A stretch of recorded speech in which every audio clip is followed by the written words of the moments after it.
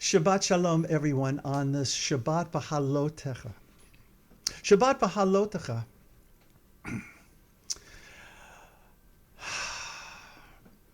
When I started thinking about this week's Parsha, it was before the Matzav became even more Matzavish. Just made up that word. And how do we move from despair to hope is actually one of the themes in this week's Parsha.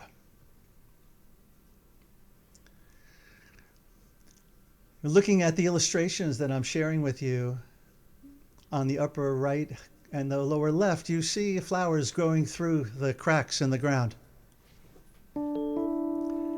So years ago, our friend Pete Seeger wrote and sang, God bless the grass that grows through the crack. They roll the concrete over it and they try to keep it back. The concrete gets tired of what it has to do. It breaks and it buckles and the grass grows through. God bless the grass. God bless the truth that fights towards the sun. They roll the lies over it and think that it is done. It moves to the ground and reaches for the air. And after a while, it's growing everywhere. God bless the grass. Vayhi am ha'am v'mitonanim ra ba'oznei Adonai v'yishma Adonai vayichar apo. We're going to see in a few moments how this Parsha moves from despair to hope. And we are, of course, talking about Moshe Rabbeinu's experience because he's got a lot to carry and there are a whole lot of complaining going on. The people took complaining bitterly before Yud-Heh-Vav-Heh. And Yud-Heh-Vav-Heh heard and was incensed, and a fire of God broke out against them. V'yitz'ah ha'am el Moshe, v'yitpalah Moshe el Adonai, v'tishka ha'esh.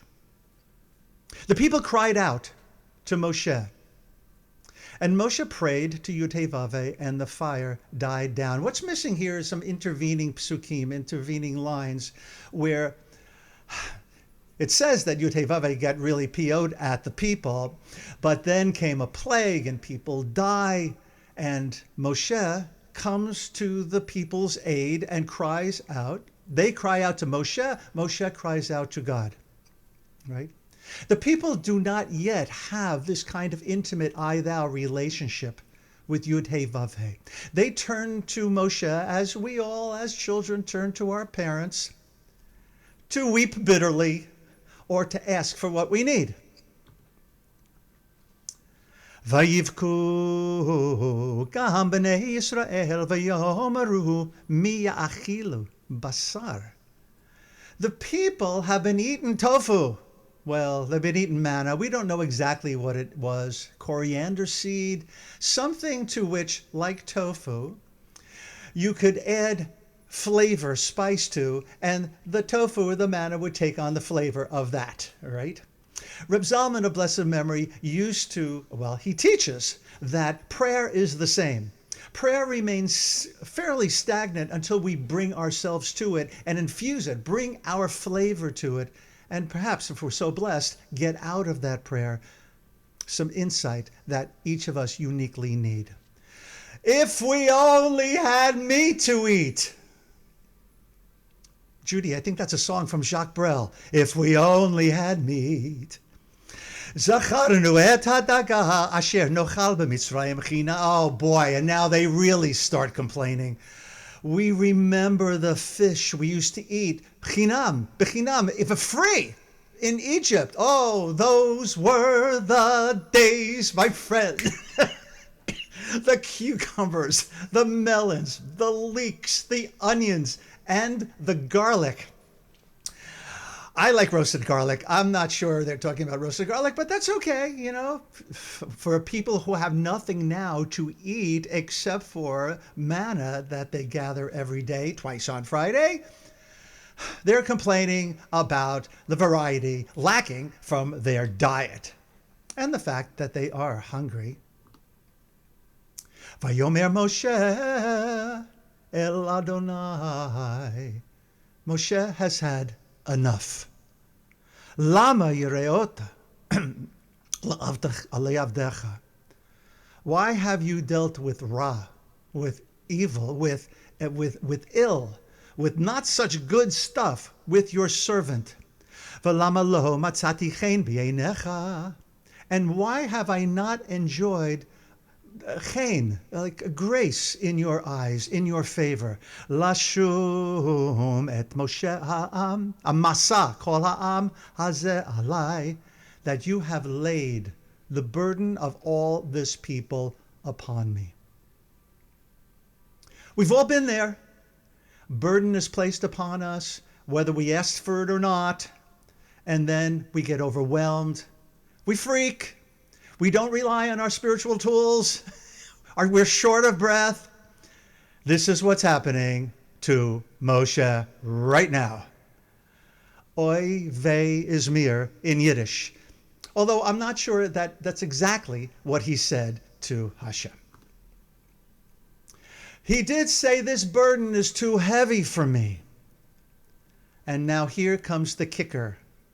V'im chacha et asali haragni na harog. If this is what you are doing to me, if this is the burden that you're placing upon me, kill me now. Kill me now, I beg you, and let me see no more of this ra, of this evil, of these people who cannot get enough of me as your servant. It's too much. This is, we might say, Moshe Rabbeinu's dark night of the soul. David HaMelech goes through it all the time. He's just not spending all of his time playing harp and singing la la la la la.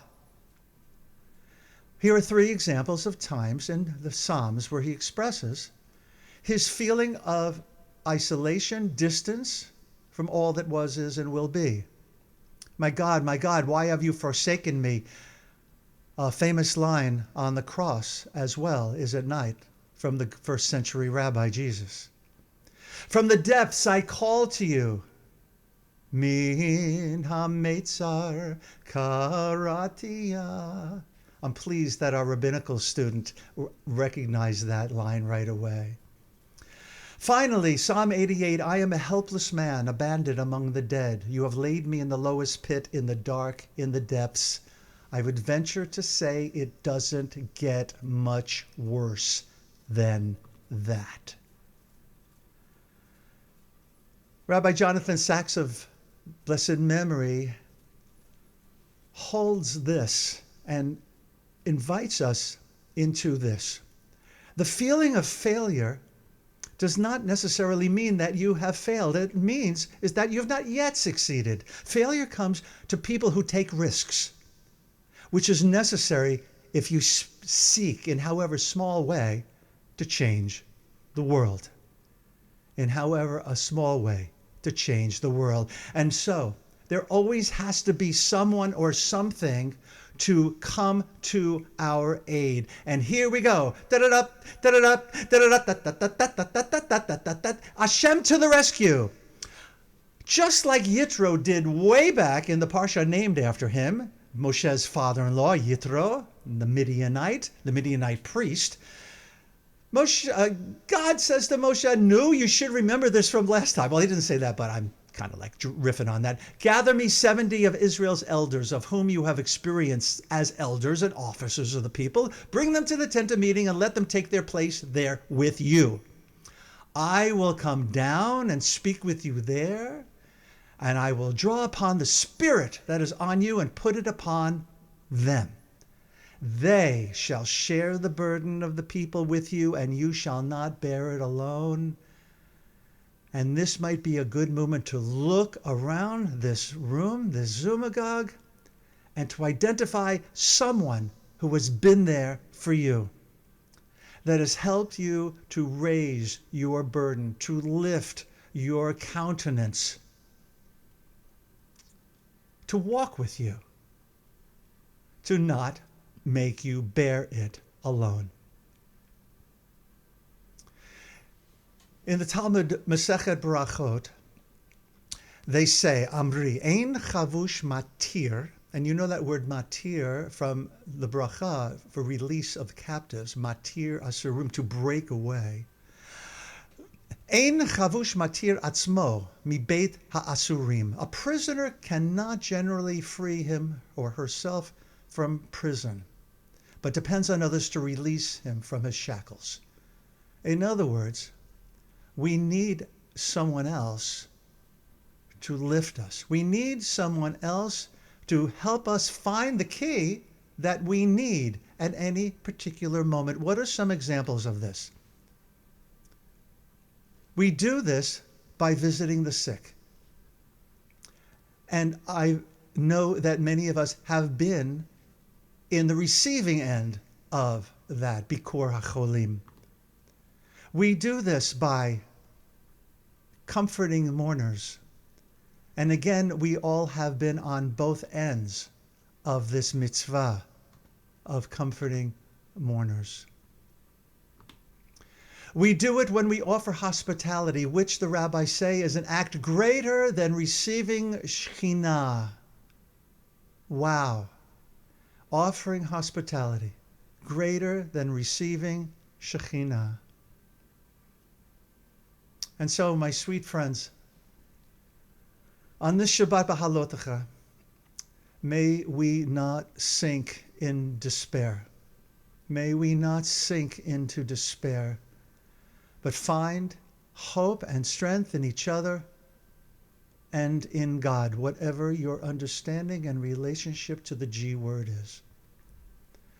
Lending a shoulder to cry on and lending hands to lift each other's burden.